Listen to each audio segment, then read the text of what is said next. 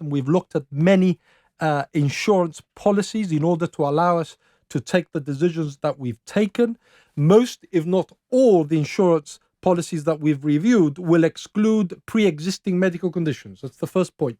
Secondly, other insurance companies will decline to insure elderly citizens for day trips in Spain. So you can't obtain coverage for day trips. And finally, some insurance companies will exclude elderly citizens above a certain age. So they might say, anybody above the age of 80 years old, we won't insure you. So we've had to try to put something together that we thought was right for the elderly population in Gibraltar, but at the same time, right for taxpayers as well. We've got to be cognizant of the fact that what we are doing in a controlled manner to ensure that essentially we are able to deliver value for money in terms of some of the criticism that we have previously seen being levied at successive governments of Gibraltar. We believe that this achieves that it does deliver the right solution for the large majority of our elderly citizens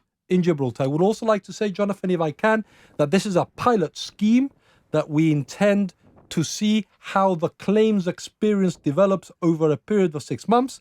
And depending on what that experience tells us, we might be in a position to extend it beyond the current criteria.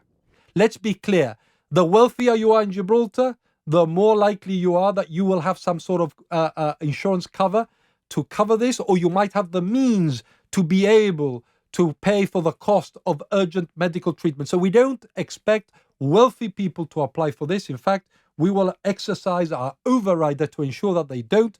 £50,000, that seems to be a high level of income. We know, why should we cover people that earn £50,000? And the reason why we took that view, Jonathan, is because in Gibraltar, grandparents sometimes assume much wider responsibilities than grandparents in other jurisdictions. I mean, if you take the example, my mother doesn't earn £50,000, nowhere near £50,000. She's very, very working class, but she assumes a lot of the responsibility for her grandparents, for her grandchildren.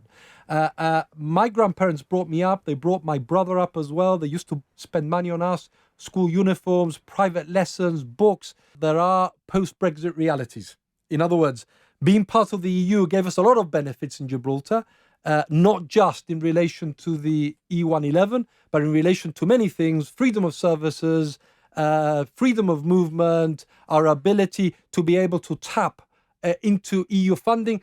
I'm afraid that post-Brexit, none of those realities apply today, and that therefore, as a government, we've got to be able to do this, taking into account the resources which the government has available to it. And we believe that what we've done, in the manner in which we've done it, provides the level of control which is good for the taxpayer, good for our elderly citizens. Let's wait and see what happens in 6 months' time. Hopefully it'll be good news and we can extend it.